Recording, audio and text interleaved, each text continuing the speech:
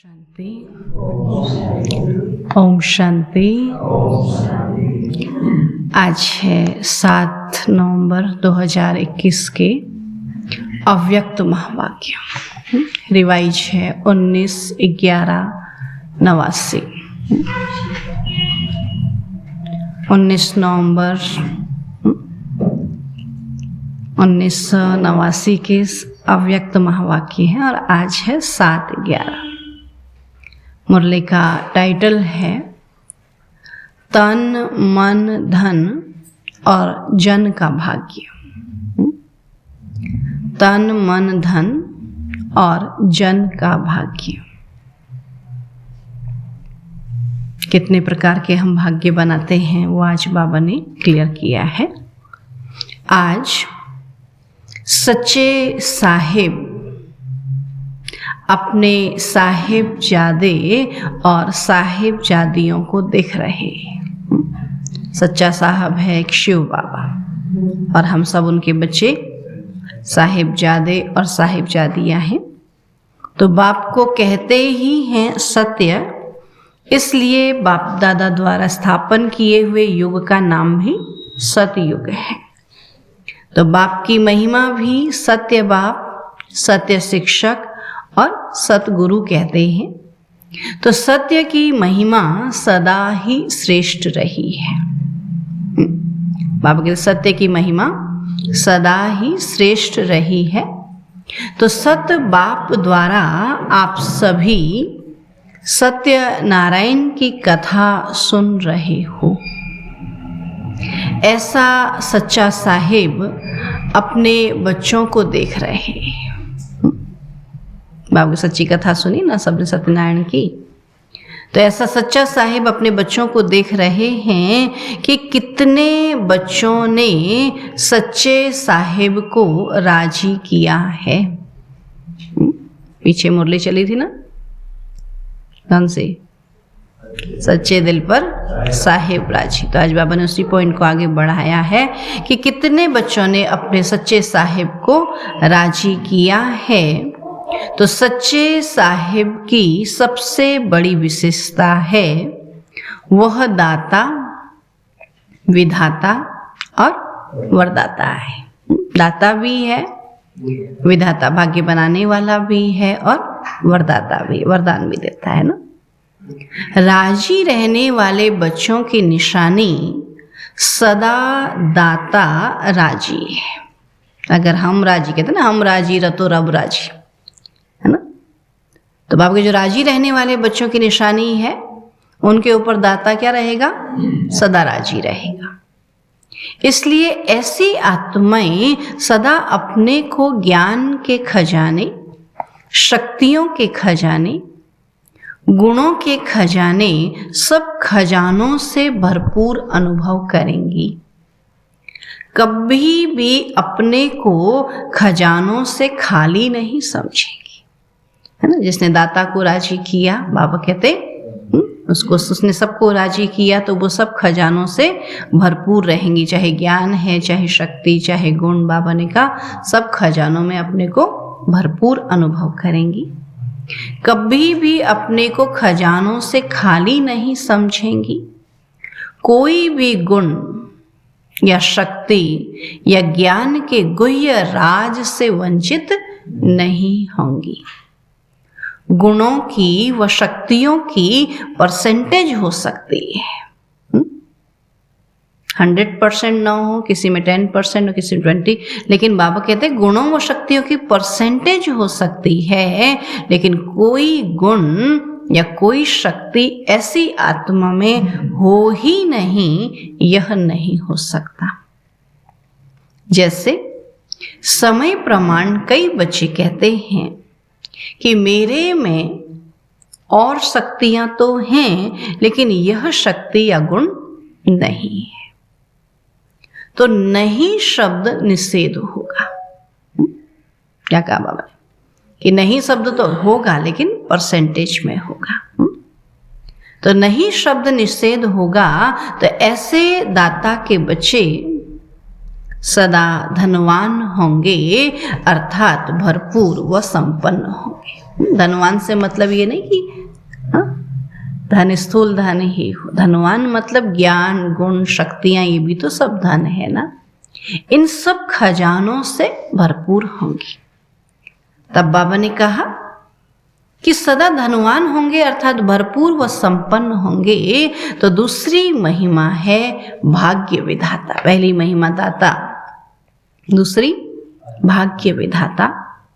तो भाग्य विधाता साहेब के राजी की निशानी ऐसे मास्टर भाग्य विधाता बच्चों के मस्तक पर सदा भाग्य का सितारा चमकता रहता है, अर्थात उनकी मूरत और सूरत से सदा रूहानी चमक दिखाई देती है। जिनसे भाग्य विधाता राजी है और जो उनसे राजी है तो उनके मस्तक पर सदा बाबा कहते आत्मा का सितारा जो है, वो भाग्य का सितारा जो है वो चमकता हुआ दिखाई देता। मूरत से सदा राजी रहने के फीचर्स दिखाई देंगे कि हर हाल में हर बात में क्या है, राजी है। कहते हैं ना भगवान से कि तुझे इस हाल में जहां रखे जैसे रखे हम राजी। तो उनकी मूरत से सदा राजी रहने के फीचर्स दिखाई देंगे। सूरत से सदा रूहानी सीरत अनुभव होगी। इसको कहते हैं मस्तक में चमकता हुआ भाग्य का सितारा। हर बात में तन मन धन जन चारों रूपों से अपना भाग्य अनुभव करेंगे। बाबा ने तन दिया ना, स्वस्थ तन दिया ना, श्रेष्ठ मन दिया, बाबा के स्थूल में धन दिया और जन दिए, इतने लोग दिए ना साथ में। तो बाबा कहते सब में अपना भाग्य अनुभव करेंगे। ऐसे नहीं कि इनमें से कोई एक भाग्य के प्राप्ति की कमी महसूस करेंगे। तन भी ठीक है, मन भी ठीक है, धन भी है और जन भी बहुत दिए। मेरे भाग्य में 3 बातें तो ठीक हैं, बाकी एक बात की कमी है, ऐसे नहीं। तन का भाग्य, बाबा के तन का भाग्य बाबा डिटेल करता कि तन के भाग्य में क्या दिया। तन का भाग्य, तन का हिसाब किताब, कभी कभी प्राप्ति व पुरुषार्थ के मार्ग में विघ्न अनुभव नहीं होगा। होता ना, तन बहुत बीमार चलता है, बहुत दुखी करता है, लेकिन कोई विशेष कार्य होता है उस दिन हम क्या हो जाते हैं, एकदम फ्रेश, एकदम ठीक रहते हैं, है ना। आगे पीछे हम बीमार होते हैं लेकिन पुरुषार्थ के समय हम स्वस्थ होते हैं, है ना। कई बाबा के बच्चे कहते हैं घर जाते ही बीमार हो जाते हैं और सुबह होते ही क्लास में आने में हम ठीक हो जाते हैं। तो घर वाले भी हंसते हैं, तुम क्लास के समय तो बीमार नहीं होते, प्रोग्राम के दिन तो बीमार नहीं होते। तो तन का हिसाब किताब है ना, कि हिसाब किताब कभी प्राप्ति या पुरुषार्थ के मार्ग में विघ्न अनुभव नहीं होगा। तन कभी भी सेवा से वंचित होने नहीं देगा। कर्म भोग के समय भी ऐसे भाग्यवान किसी न किसी प्रकार से सेवा के निमित्त बनेंगे। सुना, जो तन से भाग्यवान है, बाबा कहते वो समय अनुसार क्या होगा, किसी न किसी प्रकार से सेवा के निमित्त बनेंगे। कर्म भोग को चलाएगा लेकिन कर्म भोग के वश चिल्लाएगा नहीं तो कर्म भोग के वश क्या करते हैं, चिल्लाते रहते, खुद भी दुखी होते हैं, दूसरे को भी दुखी करते रहते हैं। लेकिन कर्म भोग आएगा, लेकिन वो क्या करेगा, कर्म भोग को चलाएगा। पता ही नहीं चलेगा कि इनका तन इतना परेशान करता है। चिल्लाएगा नहीं, चिल्लाना अर्थात कर्म भोग का बार बार वर्णन करना व बार बार कर्म भोग की तरफ बुद्धि और समय लगाते रहना। सुना, कर्म भोग होता है ना, बाबा कहते कई बीमारी आई, दुख तकलीफ आई, है ना, और हम बता के डॉक्टर को दवाई करके ठीक कर लेना, लेकिन हम क्या करते हैं, उसको सबको सुनाते रहते, ऐसा हुआ ऐसा हुआ ऐसा हुआ, और बैठे रहते हैं। तो बाबा कहते चुपचाप उसको ठीक करके अपना काम करो ना, आगे बढ़ते चलो। तो बाबा क्या कहते हैं, बार बार कर्म भोग की तरफ बुद्धि और समय लगाते रहना, यह है चिल्लाना। छोटी सी बात को बड़ा विस्तार करना, इसको कहते हैं चिल्लाना। और बड़ी बात को ज्ञान के सार से समाप्त करना, इसको कहते हैं चलाना। कितनी बड़ी बात हो गई, बोला कोई नहीं, इतना सा था, खत्म हो गया। तो बाबा छोटी सी कर दी ना, बड़ी बात को भी छोटा करके उसको चलाना।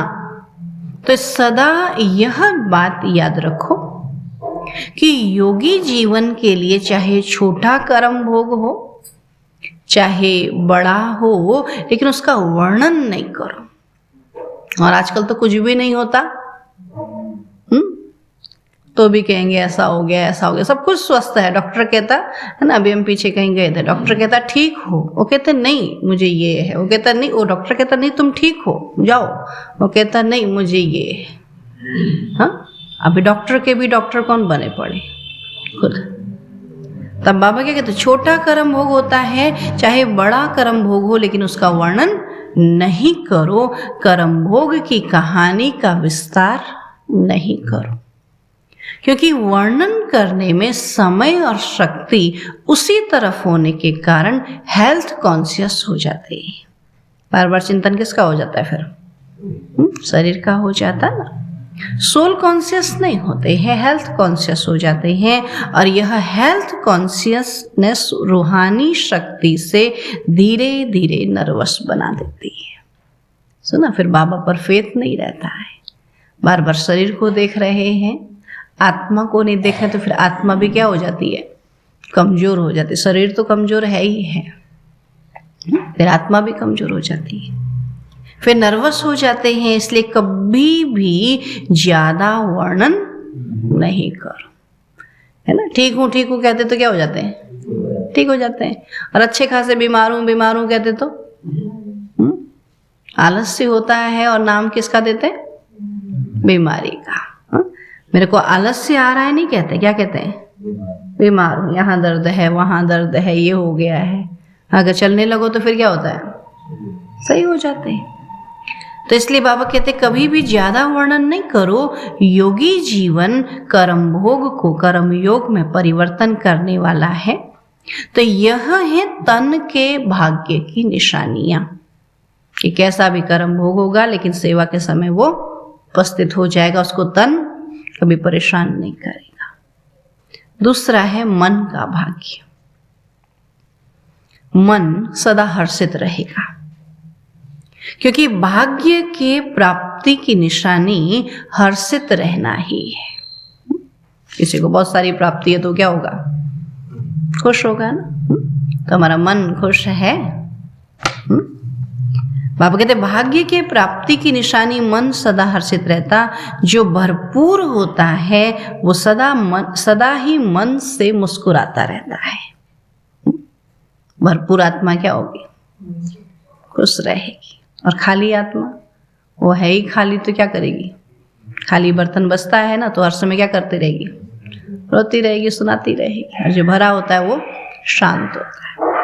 तो भरपूर जो होता है वो सदा ही मन से मुस्कुराता रहता है। तो मन के भाग्यवान सदा इच्छा मात्रम अविद्या की स्थिति वाले होते हैं। जो मन से भरपूर है ना, क्या कहते हैं, कोई चीज की इच्छा नहीं है, सब कुछ भरपूर है, ये चाहिए वो चाहिए नहीं। तो इच्छा मात्रम अविद्या वाले होते हैं। भाग्य विधाता के राजी होने के कारण, सर्व प्राप्ति संपन्न अनुभव करने के कारण मन का लगाव या झुकाव व्यक्ति या वस्तु के तरफ नहीं होगा। भरपूर है ना, तो कहीं बुद्धि जाएगी नहीं ना। बच्चे का पेट भरा होता है तो आराम से सोता रहता है, और पेट भरा नहीं होता है तो चिल्लाता है। तो ऐसे बाबा कहते हैं हमारा भी मन भरपूर होगा तो क्या होगा, कहीं बुद्धि जाएगी नहीं। तो न लगाव न झुकाव या वस्तु या व्यक्ति की तरफ नहीं होगा। इसको ही सार रूप में कहते हो मन मना भाव। मन को बाप के तरफ लगाने में मेहनत नहीं होगी, लेकिन सहज ही मन बाप की मोहब्बत के संसार में रहेगा। एक बाप दूसरा न कोई। बाबा कहते हैं इसी अनुभूति को मन का भाग्य कहते हैं कि मेरा तो एक शिव बाबा, दूसरा ना कोई। कहीं मन बुद्धि जाएगी ही नहीं ना, तो अपने आप मन का भाग्य है ना, कि दूसरी जगह जाता ही नहीं। कितना श्रेष्ठ भाग्य है। लोगों को लगाना पड़ता भगवान की, और हमारा तो है ही कौन? बाबा, और तो कोई है ही नहीं। और जब कुछ है ही नहीं तो कितना अच्छा है। जब तक कुछ नहीं होता बच्चा कितना मगन रहता है। बच्चे के पास ना घर है, ना बार है, ना प्रॉपर्टी है, कुछ नहीं है, तो उस समय तो क्या होता है? वो खुश होता है। जैसे मिलने लगता है, जब मिलता है तब उसका मन जो है हैरान परेशान होता है। तभी हम भी क्या बन गए? बच्चे बन गए ना। बाबा ने बच्चा बना दिया ना, फिर क्यों हैरान परेशान है? बाबा कहते मन मना भाव ना, ये है मन का भाग्य। तीसरा है धन का भाग्य। ज्ञान धन तो है ही, लेकिन स्थूल धन का भी महत्व है। धन के भाग्य का अर्थ यह नहीं कि ब्राह्मण जीवन में लाखों पति या करोड़पति बनेंगे, कि लाखों मिले करोड़ों मिले, ये धन का भाग्य नहीं।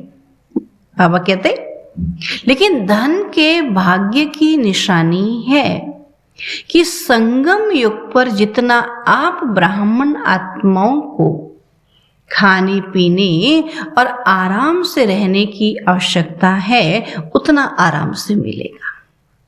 सुना, ये है धन का भाग्य। जेब कभी खाली नहीं रहेगी, जितना आपका जरूरत का है उतना सदा मिलेगा, है ना। तो इसलिए खाली करके देखो, फिर उतना ही बढ़ जाती है, होता है ना। बाबा भर देता है, ये धन का भाग्य है। फिर हम सोचते हैं कैसे खर्च करें, कहाँ से खर्च करें, खर्च कर दो आ जाता है। तो ये है धन का भाग्य। बाकी ये सोचे हम जमा करके उसको लाखों बनाएंगे, करोड़ों बनाएंगे, फिर उतना ही मिलेगा, फिर आगे को मिलेगा ही नहीं।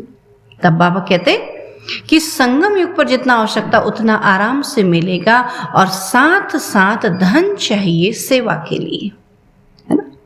तो सेवा के लिए भी कभी समय पर कमी या खींचातान अनुभव नहीं करेंगे, है ना। भरपूर है, सेवा हो रही है, अपना जीवन चल रहा है, सेवा। बाकी आगे क्या होगा वो बाबा जाने, बाबा का काम जाने। तो खींचातान अनुभव नहीं करेंगे, कैसे भी कहां से भी सेवा के समय पर भाग्य विधाता बाप किसी को निमित्त बना ही देते हैं। कहां से आके दे जाता है, वंडर लगता है ना, होता है ना। कहां से आ गया पता नहीं चलता, बोला हम तो बैठे थे, पता नहीं कहां से आ गया। तो निमित्त बना ही देते हैं। तो धन के भाग्यवान कभी भी अपने नाम की या शान की इच्छा के कारण सेवा नहीं करेंगे, कि हमने धन लगाया, हमारा नाम हो, हमारा मान हो, ना, हमारी शान हो। बाबा कहते इस इच्छा से सेवा नहीं करेंगे। हमने सेवा करनी थी तो कर दी। अगर नाम की शान की इच्छा है तो ऐसे समय पर भाग्य विधाता सहयोग नहीं दिलाएगा। आवश्यकता और इच्छा में रात दिन का अंतर है। सुना, आवश्यकता और इच्छा। इच्छा तो क्या क्या नहीं करेगी, इच्छा तो चाहती यहाँ से हम कहाँ कहाँ घूम के आए हैं ना। इच्छा तो करती क्या क्या खाएं, क्या क्या पहने, क्या वैसे ही कर लेंगे। आवश्यकता पूरी होनी चाहिए। हम आवश्यकता के समय ये कमी रह गई, ये ना। बाबा कहते आवश्यकता और इच्छा में रात दिन का अंतर है। सच्ची आवश्यकता है और सच्चा मन है तो कोई भी सेवा के कार्य में कार्य तो सफल होगा ही, लेकिन भंडारी में और ही भरपूर हो जाएगा, बचेगा। इसलिए गायन है शिव के भंडारे और भंडारी सदा भरपूर। कोई कमी नहीं है, कोई कमी, सब कुछ भरपूर है। किसी से ये चाहिए कहने की आवश्यकता ही नहीं है ना। बाबा कहते कि आपने सोचा और वो कहीं ना कहीं से आपको मिल जाता। तो सच्चे दिल वालों की और सच्चे साहिब की राजी होने की निशानी है भंडारा भी भरपूर और भंडारी भी भरपूर, कोई कमी नहीं। ये है धन के भाग्य की निशानी, है ना। हम तो क्या करते, बाबा को लिख देते, बाबा ये कार्य करना है, तो बाबा वो आप ही पूरा, है ना। तो बाबा कहता आपने सोचा और वो हुआ, किसी से मांगा नहीं। मांगेंगे तो फिर क्या हो जाएंगे, फिर बाबा कहेगा जाओ उसी से मांग, मेरे से क्यों कहता। तो इसलिए बाबा कहते विस्तार तो बहुत है लेकिन सार में सुना रहे हैं। चौथी बात, जन का भाग्य। जन अर्थात ब्राह्मण परिवार व लौकिक परिवार, लौकिक संबंध में आने वाली आत्माएं व अलौकिक संबंध में आने वाली आत्माएं। तो जन द्वारा भाग्यवान की पहली निशानी है, जन के भाग्यवान आत्मा को जन द्वारा सदा स्नेह और सहयोग की प्राप्ति होती रहेगी, है ना। हम कहते क्या करें, लोग आते ही नहीं है। हम कहते नहीं, बहुत लोग आते हैं, हमारे कोई समय सबसे मिलने का नहीं होता। तो ये भी तो जन का भाग्य है ना। कई बहनें कहती हैं कि हमारे घर सेंटर में सेवा ही नहीं है, कोई आता ही नहीं है। हम कहते ऐसा नहीं, सब आते हैं। तो जन का भाग्य है ना, आते हैं तो सेवा भी करते हैं, सहयोग भी करते हैं। तो कम से कम बाबा कहते 95% आत्माओं से प्राप्ति का अनुभव अवश्य होगा। बाबा क्या कहते हैं, जो जन का भाग्यवान आत्मा है ना, उनको एक तो स्नेह मिलेगा, दूसरा सबका सहयोग मिलेगा, दूसरा 95% आत्माओं से प्राप्ति का अनुभव अवश्य होगा। कि जितने भी लोग मिलते हैं वो सब क्या है, स्नेही है और सहयोगी है। ऐसा कोई नहीं है जो आता है और सहयोग नहीं करता है, कोई नहीं है ऐसा। बाबा के घर में आया ही किस लिए है, स्नेह के कारण और सहयोग करने के लिए। तो बाबा कहते 95% आत्माओं से प्राप्ति का अनुभव अवश्य होगा। पहले भी सुनाया था कि 5% आत्माओं का हिसाब किताब भी चुकता होता है, इसलिए उन्हों द्वारा कभी स्नेह मिलेगा, कभी परीक्षा भी होगी। जैसे आत्माएं हैं, कभी उनसे स्नेह मिलेगा, सहयोग भी मिलेगा, और कभी वही आत्माएं आकर हमारी क्या करेंगी, परीक्षा भी लेंगी। लेकिन 5% से ज्यादा नहीं होना चाहिए, है ना। हर एक से थोड़ी हिसाब किताब, हम हर एक से थोड़ी परेशान होते हैं। लेकिन कुछ ही आत्मा कहते हैं 2-4 ऐसे हैं जो सहयोग तो बहुत अच्छा करते हैं लेकिन दुखी भी बहुत करते हैं, है ना। तब बाबा कहते ऐसे 5% से ज्यादा नहीं होना चाहिए। ऐसी आत्माओं से भी धीरे धीरे शुभ भावना, शुभ कामना द्वारा हिसाब को चुकतू करते रहो, और जब हिसाब चुकतू हो जाएगा तो किताब भी खत्म हो जाएगा ना, हिसाब का किताब भी खत्म हो जाएगा। बाबा कहते हैं तो भाग्यवान आत्मा की निशानी है जन के रहे हुए हिसाब किताब को सहज चुकतू करते रहना, और 95% आत्माओं द्वारा सदा स्नेह और सहयोग की अनुभूति करना। तो जन के भाग्यवान आत्माएं जन के संपर्क संबंध में आते सदा प्रसन्न रहेंगी। प्रश्नचित नहीं कि हाय ये क्यों आया है, इसने तो परेशान कर दिया, नहीं। आपके 95% आत्माएं जो आएंगी उनके संपर्क में आके भी वो क्या होंगी, प्रसन्न होंगी। हाँ आजिए, आइए, खुशी है।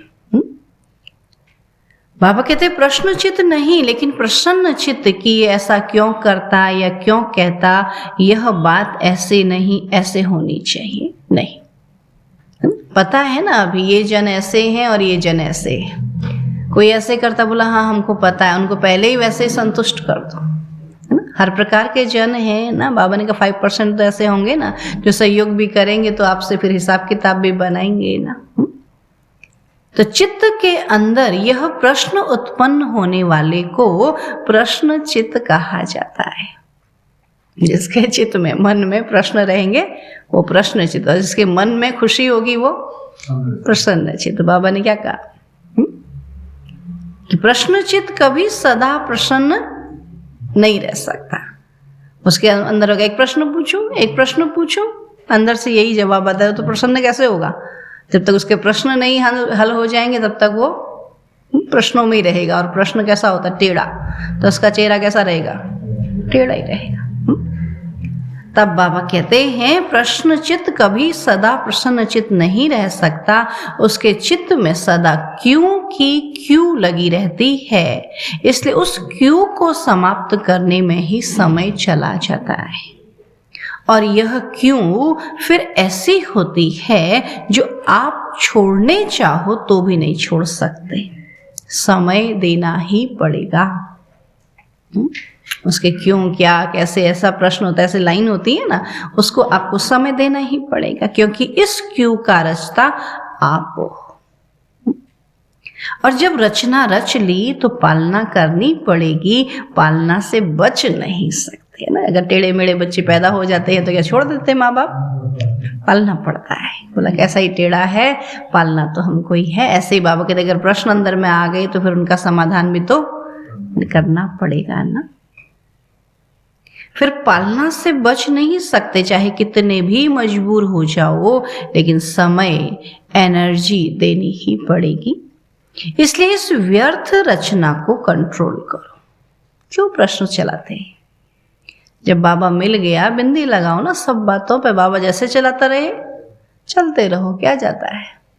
कई बार होता ना, यहाँ क्यों आए, किस लिए आए, कैसे नहीं, आ गए ना, आज का दिन उसी नाम पर हो गया ना, फिर क्यों परेशान हो रहे हैं, क्यों हैरान होते हैं? तब बाबा क्या कहता कि ऐसी रचना रचो ही नहीं। चाहे कितने भी मजबूर हो जाओ, लेकिन समय, एनर्जी देनी ही पड़ेगी। इसलिए इस व्यर्थ रचना को कंट्रोल करो। यह बर्थ कंट्रोल करो, व्यर्थ का बर्थ कंट्रोल करो। समझा? बाबा कहते हिम्मत है। जैसे लोग कह देते हैं ना कि ये तो ईश्वर की देन है, हमारी गलती थोड़ी ही है। जैसे कोई अपंग बच्चा पैदा हो जाए, हाथ पैर टेढ़े हों, नहीं हों, तो क्या कहेंगे? ईश्वर की। हाँ, कहते ये हमारी गलती थोड़ी है। ऐसे ही ब्राह्मण आत्माएं फिर कहती हैं कि ड्रामा की नूद है, अपनी गलती स्वीकार नहीं करते। क्या कहते हैं? कुछ गलती हो जाए तो क्या कहेंगे? ड्रामा।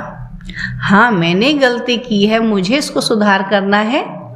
बाबा कहते ऐसा नहीं कहते, कहते ड्रामा की नूद है, लेकिन ड्रामा के मास्टर क्रिएटर, मास्टर नॉलेजफुल बन हर कर्म को श्रेष्ठ बनाते चलो, है ना। घड़ी घड़ी गलती करते रहे, घड़ी घड़ी ड्रामा कहते रहे, चलेगा क्या? हाँ, और ड्रामा ऐसा उल्टा पुल्टा बन जाएगा, तो ड्रामा बनाने वाले तो हम हैं ना, हम उसको श्रेष्ठ करते चलें तो श्रेष्ठ बन जाएगा।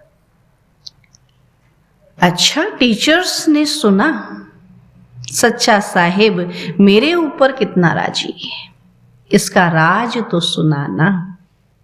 राज सुनने से सभी टीचर्स राजयुक्त बनी, या दिल में आता है कि इस भाग्य की कमी मेरे में कमी है, इस भाग्य की मेरे में कमी है। तन, मन, धन और जन। तो बाबा कहते कि अभी टीचर्स को ऐसा तो नहीं लगता इस भाग्य की मेरे में कमी है। कभी धन की खींचातान में, कभी जन की खींचातान में, ऐसे जीवन का अनुभव तो करती हो ना। सुनाया था एक ही स्लोगन विशेष निमित्त टीचर्स प्रति, लेकिन है सभी के प्रति। हर बात में बाप की श्रीमत प्रमाण जी हजूर करते रहो। हो सकता है बाबा कुछ भी कहे, कोई भी सेवा कहे तो क्या करना है? जी हजूर कर सकते हैं। टीचर्स से बाबा पूछ रहा है, फिर कर सकते हैं जी हजूर? नहीं जी, हो ही नहीं सकता, ऐसा तो हम कर ही नहीं सकते। हाँ, ऐसे पहले कह देते हैं। उस पर निश्चय नहीं है, वो कह रहा है, माना हमसे वो करवा लेगा। हमको सिर्फ खड़ा रहना है ना। जैसे बड़े कहते हैं ना, कर, तू नहीं करेगा तो मैं बताऊंगी, मैं करूंगी। तो बाबा कह रहा है करो, तो माना वो क्या है, वो करवा लेगा हमसे। अब हम कहें नहीं जी मैं नहीं, फिर तो कमजोर किसको कह रहे हैं, बाबा को। उसने हमको चुना है कार्य के लिए, तो वो हमसे कार्य कराएगा। तो हम खड़े हो जाए, हाँ बाबा जैसा कहेगा वैसा हम करेंगे। तो बाबा ने कहा बच्चों ने क्या करना है, टीचर्स ने विशेष क्या करना है, बोलो। जी हजूर, जी हजूर करते रहो। बच्चों का जी हजूर करना और बाप का बच्चों के आगे हाजिर हजूर होना। सुना, बाबा आगे बढ़ के आपके लिए सारी व्यवस्था करके देगा, लेकिन हमको क्या करना है, जी हजूर। जब हजूर हाजिर हो गया तो किसी भी बात की कमी नहीं रहेगी, सदा संपन्न हो जाएंगे। तो दाता और भाग्य विधाता दोनों की प्राप्तियों के भाग्य का सितारा मस्तक पर चमकने लगेगा। सुना, दाता और भाग्य विधाता। बाबा कहते हम दूसरों का भाग्य खोलने के निमित्त हैं ना, और हम अपना ही भाग्य नहीं खोल पाए तो हम खुद ही जी हजूर नहीं कर पा रहे, तो दूसरे को जी हजूर करवा पाएंगे, बोलो। हम निमित्त हैं औरों से भी जी हजूर करवाने के, और हम ही बाबा के आगे जी हजूर नहीं कहेंगे तो कैसे भाग्य बनेगा। तब बाबा कहते हैं टीचर्स को तो ड्रामा अनुसार बहुत भाग्य मिला हुआ है। सारा दिन सिवाय बाप और सेवा के और काम ही क्या है, धंधा ही यह है। तो प्रवृत्ति वालों को तो कितना निभाना पड़ता है। आप लोगों को तो एक ही काम है। बोला तुम्हारा तो क्या, तुमको तो बाबा के सिवा कुछ दिखता नहीं, बाबा का ही काम है। कई बातों में से स्वतंत्र पंछी हो, समझते हो अपने भाग्य को। बाबा के टीचर्स कई बातों में स्वतंत्र है ना, कोई बंधन नहीं, जिस जो जहाँ ले जाए वहीं जा सकते हैं ना। ऐसा थोड़ी है घर में कौन देखेगा, घर में पूछना पड़ेगा, कोई मतलब नहीं। आपको सेवा करने से मतलब सेवा है तो कहीं भी जाओ। तो कई बातों में स्वतंत्र पंछी हो, समझते हो अपने भाग्य को। कोई सोने का पिंजरा हीरों का पिंजरा तो नहीं बना देते, है ना। अभी बनाया है तो ये क्या हो जाएगा, अगर इसको छोड़ के नहीं जा सकते तो फिर तो ये क्या हो गया, सोने का पिंजरा हो गया ना, हीरे का पिंजरा। बोला हम इसको छोड़ के कैसे जाएं। तो सेवा करने के लिए बनाया था या वहीं बैठे रहने के लिए बनाया था, हाँ सेवा करने के लिए। तो बाबा कहते हैं हीरों का पिंजरा तो नहीं बना देते, बनाते भी खुद हैं, फंसते भी खुद हैं। बाबा ने तो स्वतंत्र पंछी बनाया, उड़ता पंछी बनाया। तो बहुत बहुत बहुत लकी हो, समझा। हर एक को भाग्य की विशेषता अवश्य मिली हुई है। इतना बड़ा बाप मिला है, इससे ज्यादा और क्या चाहिए। इतना अच्छा साजन मिला है, और क्या चाहिए। दुनिया में घर वर देखते हैं, और यहाँ तो दोनों क्या हैं, इससे ऊंच तो कोई घर वर हो ही नहीं सकता है। इतना ऊंचा भाग्य मिला, और क्या चाहिए। तो बहुत बहुत बहुत लकी हो, समझा। हर एक को भाग्य की विशेषता अवश्य मिली हुई है। प्रवृत्ति मार्ग वालों की विशेषता अपनी, टीचर्स की विशेषता अपनी, गीता पाठशाला वालों की विशेषता अपनी। तो भिन्न भिन्न विशेषताओं से सभी विशेष आत्माएं हो, लेकिन सेवा केंद्र पर रहने वाली निमित्त टीचर्स को बहुत अच्छा चांस है। हम ये देखते हैं ना, एक बार तो गृहस्थ में रहने वाले सोचते हैं कोई भी चीज़ लाने में, कोई भी चीज़ पहनने में, या कोई भी चीज़ खाने में, है ना, सोचना पड़ता है कहाँ से आएगा, इतना ही है। और बाबा के घर में कभी सोचना नहीं पड़ता। हमने ये देखा है कि कैसे खाएं, कहाँ से आएगा, नहीं। इतने सारे बच्चे हैं, अगर मुंह से निकल भी जाए ना गलती से, तो दूसरे दिन वो हाजिर हो जाती है। अगर किसी ने कह दिया ये खाने का मन था और सुन लिया किसी ने, वो ले आते हैं। तब बाबा कहता ना कि आपका तो कितना बड़ा भाग्य है, आपको केवल सोचना और बोलना ही पड़ता है, औरों को तो करना भी पड़ता है ना। तो इतना बड़ा भाग्य होते हुए भी हम क्या कर रहे हैं, फिर भी अच्छा नहीं सोच रहे हैं, फिर भी हम अच्छा भाग्य नहीं बना पा रहे। तो सोचो फिर हमसे ज्यादा भाग्यहीन कौन है। सेंटर पर रहते हुए किसी भी चीज की कमी नहीं है। आज आप जिस चीज पर हाथ रख दो वो चीज आपकी हो जाती है। आप केवल देख भी रहे होंगे ना, तो कहीं देखेंगे इन्होंने ये देखा है तो वो चीज में भी डर लगता है। तो बाबा ने इतना भरपूर किया है कि नहीं? लेकिन फिर भी क्या होता है, आज बहनों के पर्स देखेंगे ना, मैं समझती कोई कमी नहीं होगी। छोटे से छोटी बहन भी होगी ना, भरपूर है, लेकिन फिर भी पता नहीं मन कहाँ जाता है, कहाँ जाता है। खुद उनको ही नहीं पता होगा, बहनों को ही नहीं पता होगा हमारा मन क्या चाहता है ना। बाबा से ऊब गए हैं, ये क्या हो गया है, क्या हो गया है। सब कुछ भरपूर है, आप देखेंगे वस्तु पदार्थ सब कुछ है। सेंटर में ऐसी कोई कमियां नहीं है कि आपको ये कमी इसलिए नहीं। फिर भी रहने में, बाबा को याद करने में पता नहीं क्या कष्ट होता है, बाबा जाने। इसलिए बाबा क्या कहता है, बहुत भाग्यशाली हो, सेंटर पे रहने वाले हो, तो कोई चीज की कमी नहीं है, है ना। संभाल संभाल के थक जाते हैं, बोला संभाले जो खाए जो, हाँ इतना है ना। देख देख करके ही क्या कहते हैं, पेट भर गया। तब बाबा कहते हैं सेवा केंद्र पर रहने वाले निमित्त टीचर्स का बहुत अच्छा चांस है।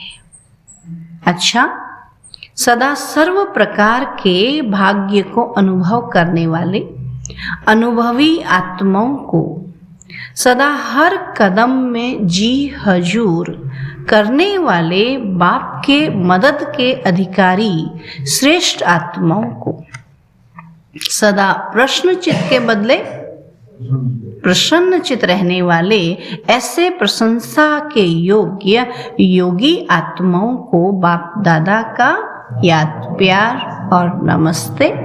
हम रूहानी बच्चों की रूहानी बाप दादा को नमस्ते नमस्ते नमस्ते। पंजाब, हरियाणा, हिमाचल ग्रुप सभी अपने को महावीर और महावीरनिया समझते हो। महावीर तो हो, लेकिन सदा महावीर हो, या कभी महावीर कभी थोड़ा कमजोर हो जाते हो। सदा के महावीर अर्थात सदा लाइट हाउस और माइट हाउस। तो ज्ञान है लाइट और योग है माइट। तो महावीर अर्थात ज्ञानी तू आत्मा भी और योगी तू आत्मा भी। ज्ञान भी होगा और योग भी होगा, उसको कहेंगे महावीर। बोलो ना, ज्ञान तो कितना है, सुन लो, सुना लो। योग में कितने देर सोएंगे, आधा घंटा, 1 घंटा, उसके बाद तो क्या करेंगे, योगी लगाएंगे ना। अब बैठेंगे ही आधा घंटा, उसी को सोने में निकाले, वो अलग बात है। हाँ, इससे ज्यादा कोई नहीं सोता योग में, गर्दन टूट जाएगी इससे ज्यादा सोएंगे तो। इसलिए बैठे रहो, है ना। जब नींद पूरी हो जाएगी फिर बैठ करके बड़ा से बड़ा अच्छा योग लगेगा। तब बाबा कहते ज्ञान है लाइट और योग है माइट। तो महावीर अर्थात ज्ञानी तू आत्मा भी और योगी तू आत्मा भी। तो ज्ञान और योग दोनों शक्तियां लाइट और माइट संपन्न हो, इसको कहते हैं महावीर। किसी भी परिस्थिति में ज्ञान अर्थात लाइट की कमी नहीं हो और माइट अर्थात योग की कमी नहीं हो। अगर एक की भी कमी है तो परिस्थिति में सेकंड में पास नहीं हो सके। कोई परिस्थिति आई, उसको निकलने में समय लग जाएगा, सेकंड में पास नहीं हो सकेंगे, टाइम लग जाएगा। पास तो हो जाएंगे, लेकिन समय पर पास नहीं हुए तो यह पास क्या हुए। जैसे स्थूल पढ़ाई में भी अगर एक सब्जेक्ट में भी फेल हो जाते हैं तो फिर से 1 वर्ष पढ़ना पड़ता है। साल के बाद फिर पास होते हैं तो समय गया ना। ऐसे जो ज्ञानी और योगी तू आत्मा लाइट और माइट दोनों स्वरूप नहीं है, उसको भी परिस्थिति से पास होने में समय लग जाता है। अगर समय पर पास न होने के संस्कार पड़ जाते हैं तो फाइनल में भी वह संस्कार फुल पास होने नहीं देते हैं ना। बार बार समय लेने की आदत होती है तो फिर फाइनल में भी समय लेंगे तो फिर क्या होगा, फाइनल भी देर से होगा ना। तो पास होने वाले तो हैं, लेकिन समय पर पास होने वाले नहीं है। होता है ना, कई लोग बड़े बड़े कंपटीशन निकालते हैं, कोई तो 1 ही बार में निकल जाता है और कोई 10 बार में निकालता है। भाई 10 बार की मेहनत करके निकला तो फिर क्या कहेंगे, फिर उसको मजा आएगा, खुशी आएगी नहीं। बोला 10 बार किया तब निकला। तो जो फर्स्ट चांस में खुशी है, तो ऐसे बाबा कहते हैं यहाँ भी जो है 1 सेकंड में अगर परिस्थिति से पार हो गए तो जो वो खुशी नशा है वो अलग है। तो पास विद ऑनर अर्थात धर्मराज भी उसको ऑनर देगा। धर्मराजपुरी में भी सजाएं नहीं होंगी, ऑनर होगा। गायन होगा कि यह पास विद ऑनर है। तो पास विद ऑनर होने के लिए विशेष अपने को कोई बात में, कोई भी संस्कार में, स्वभाव में, गुणों में या शक्ति में कमी नहीं रखना। क्या कहता बाबा? संस्कार में, स्वभाव में, गुणों में और शक्तियों में कोई कमी नहीं रखना पास विद ऑनर होने के लिए। सब बातों में कंप्लीट बनना अर्थात पास विद ऑनर बनना, है ना। तो सभी ऐसे बने हो या बन रहे हो? तो किसी ने कहा बन रहे हैं, तो बाबा ने कहा इसीलिए विनाश रुका हुआ है। कोई चीज बन रही होती है तो क्या करते हैं? रुक रहे होते हैं। बन गई होती है तो हाँ, तो बाबा कहते इसीलिए ही विनाश रुका हुआ है, आपने रोका है। विश्व के विनाश अर्थात परिवर्तन के पहले ब्राह्मणों की कमियों का विनाश होना चाहिए।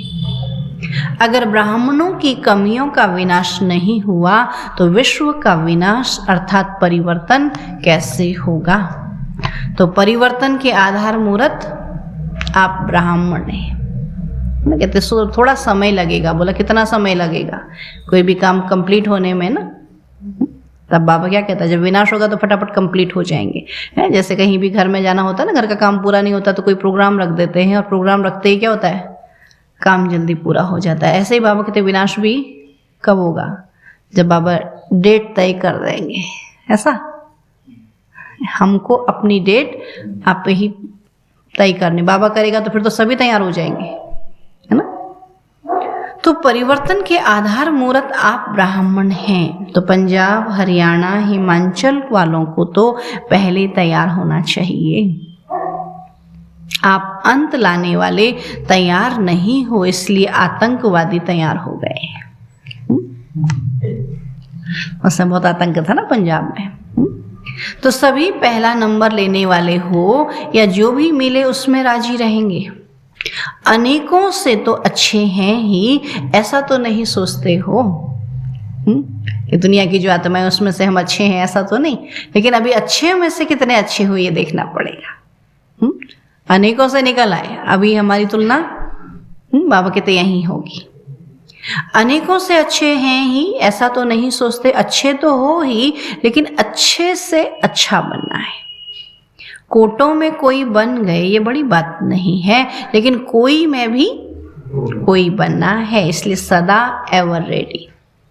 अंत में रेडी नहीं, एवर रेडी माना सदा रेडी रहने वाले।